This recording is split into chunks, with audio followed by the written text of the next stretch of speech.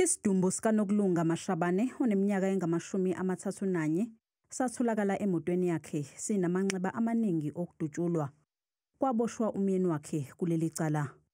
Umndeni uthi bese kunesikhathi besola ukuthi umyeni wakhe unesandla kulokhu kubulala.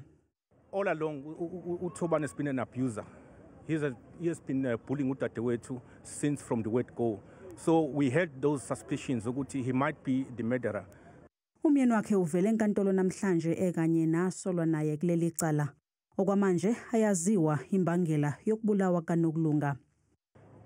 Asikabi nayo clear ngemotive. Ila sazozwa mhlambe enkantolo esechaza umbulalo ukuthi kungane ebulala udadewethu.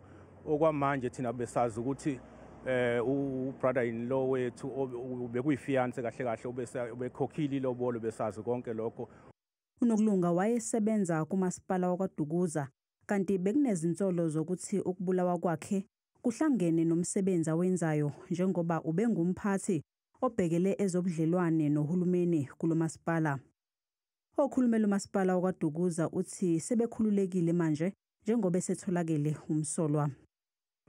It does shock us, but it's a bit of a relief in the sense that now we know who is being fingered for the murder of Nokulunga. Umphakathi ububhikisha ngaphandle kwenkantolo uthi umsolwa anganikwa ibheyili. Icala lihlehliselwe umhla ziyisishiyagalombili kuNcwaba.